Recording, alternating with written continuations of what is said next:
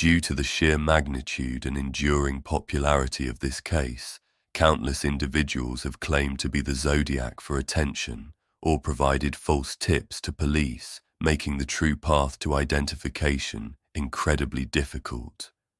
That being said, one of the most compelling suspects, and one identified very early on by police, was Arthur Lee Allen.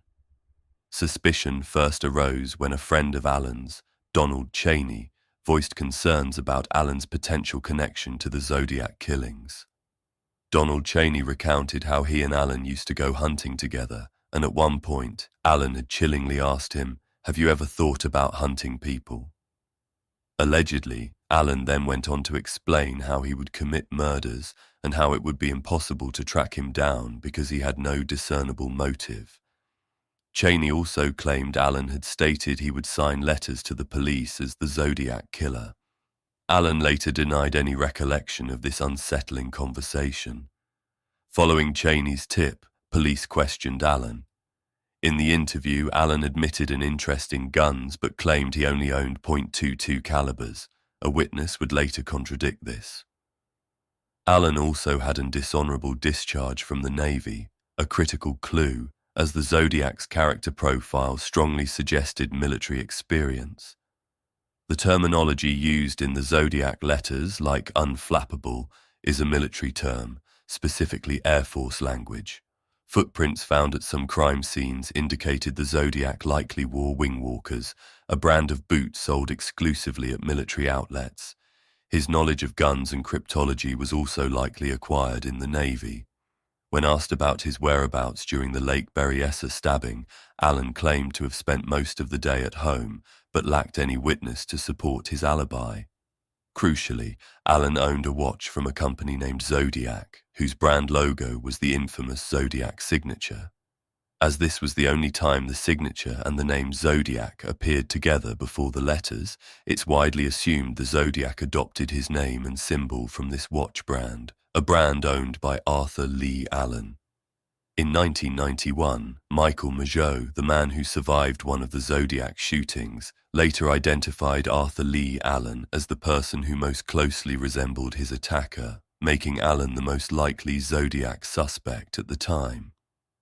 However, despite this compelling circumstantial evidence, fingerprint and handwriting analyses did not match between the Zodiac and Allen. Furthermore, the police sketch of the Zodiac bore no resemblance to Allen.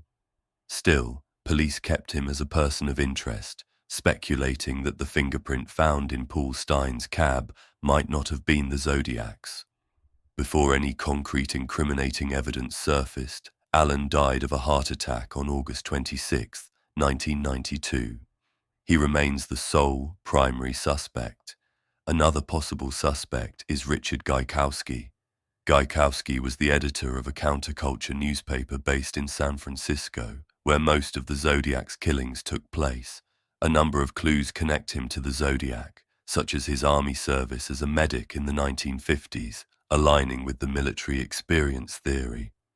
Unfortunately, 80% of his army records were destroyed in a fire, so not much more is known about his time in the military. The main reason Gaikowski became a prominent suspect was the long and frequent letters police received from a co-worker of his who nicknamed himself Goldcatcher. In these letters, Goldcatcher claimed that Gaikowski had frequently discussed committing violent acts similar to those of the Zodiac. In 2009, Goldcatcher provided voice recordings of Gaikowski's voice. Nancy Slover, the police dispatcher who took the Zodiac's 911 calls and one of only 4 people to have ever heard the Zodiac's real voice, confirmed that the voice recordings of Richard Gaikowski matched the voice she heard on the phone that night. Lastly, in the cipher that supposedly contained the Zodiac's identity, the word GYKE appears, which some speculate might be a nickname for Gaikowski. Unfortunately, most of the evidence against Gaikowski comes from the anonymous Goldcatcher, who has very little credibility, so none of these claims can be considered conclusive. The final and one of the most popular suspects in the Zodiac case is Earl Van Best Jr. The basis for suspecting Van Best comes from the book The Most Dangerous Animal of All, authored by Gary Stewart, who claims that his biological father, Earl Van Best Jr., was the Zodiac Killer. When this book was published, it gained significant public attention. The author claims his father lived in California at the time of the killings and had a keen interest in ciphers and codes. He also allegedly matched the composite sketch of the Zodiac and had many strange friends, including a Satanist and even a Manson family member. Some of the more concrete evidence was the fact that a handwriting expert found that the handwriting on Best's marriage certificate matched the handwriting in the Zodiac's letters, making this one of the few times an expert certified a match to the Zodiac's handwriting. Unfortunately, critics quickly dismissed him as a suspect due to insufficient evidence. The facial match to the composite sketch was a very loose one, and it was later determined that the handwriting on Best's marriage certificate actually belonged to the minister who officiated the marriage, not to Best himself, effectively ruling him out as a suspect. Throughout the late 1960s and 70s, the fear of the Zodiac Killer gripped the San Francisco area, sending the entire nation into a frenzy. Even decades after his last letter, many aspects of this case remain agonizingly unsolved. Not only is the identity of the Zodiac Killer still unclear, but the true number of his victims could range anywhere from the confirmed 5 to nearly 50, and his cryptic ciphers, even 50 years later, continue to be slowly, painstakingly decoded.